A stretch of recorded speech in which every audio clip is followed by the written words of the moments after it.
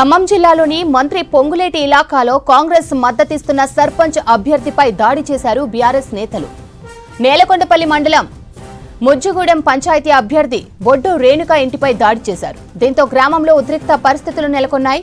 BRS మండల ముఖ్య నేతల స్వగ్రామం కావడంతో ఎన్నిక నిర్వహణ సవాల్గా మారింది. బీఆర్ఎస్ నేతల దౌర్జన్యంపై పోలీసులకు ఫిర్యాదు చేశారు బాధితులు. ప్రారంభేది నా పిల్లగాళ్ళు ఏం కావాలని మేమెవరు చోలుకొని పోయాలో వచ్చాను బండికి ఈ దాడికి సంబంధించి మరిన్ని డీటెయిల్స్ కదీర్ అందిస్తారు. కదీర్, బీఆర్ఎస్ నేతల దాడికి కారణమేంటి?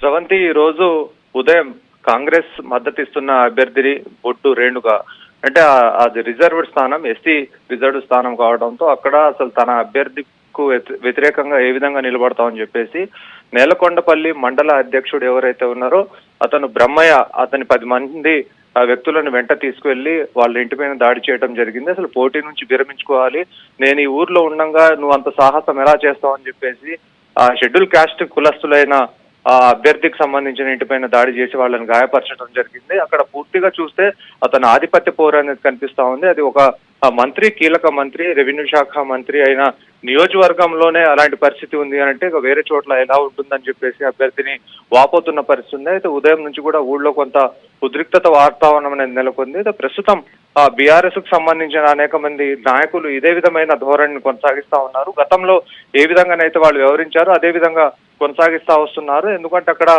పాలేరు నియోజకవర్గం అనేది కాంగ్రెస్ కంచుకోటగా ఉంది. అది సుదీర్ఘకాలంగా కూడా కాంగ్రెస్ అభ్యర్థులు అక్కడ గెలుపొందుతూ వస్తున్నారు. అయితే లోకల్లో ప్రతి ఒక్కరు కూడా కాంగ్రెస్ కు సంబంధించిన అభిమానులే ఉండటం కారణంగా పార్టీ కొంత బలంగా ఉంది. అయితే ఈ నేపథ్యంలో ఆ పార్టీని నిర్వీర్యం చేయాలి, బలహీనం చేయాలి అనే ఒక ఉద్దేశంతో ఈ రోజు దాడికి పాల్పడినట్టు తెలుస్తా ఉంది. అయితే ఇక్కడ కొంత స్థానికంగా ఉన్న పోలీసులు ఎవరైతే ఉన్నారో అక్కడ నేలకొండపల్లి మండలంలో అక్కడ పర్యవేక్షించాల్సిన వాళ్ళు కొంత నిర్లక్ష్యం వహించినట్టుగా అభ్యర్థి కూడా ఆరోపిస్తున్న పరిస్థితి. అయితే ప్రస్తుతం అక్కడ కొంత అలజడి వాతావరణం అయితే ఉంది. సాయంత్రం వరకు అయితే ఎవరైతే దాడికి పాల్పడ్డారో వాళ్ళందరినీ అరెస్ట్ చేసే అవకాశం అయితే కనిపిస్తుంది. స్రవంతి,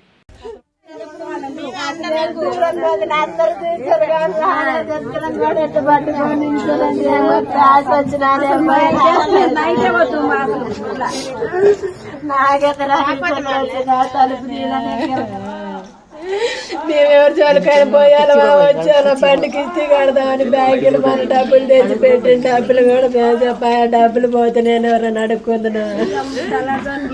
జయమ్మ గారు చేతి కాల్ చేయాలి. ఫస్ట్ మా బావ చేతి ఎత్తలేదు.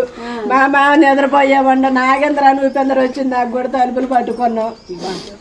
వాళ్ళు ఎట్లా చేస్తారు అసలు వచ్చారు కాదండి, ఏం పోయినా బాగా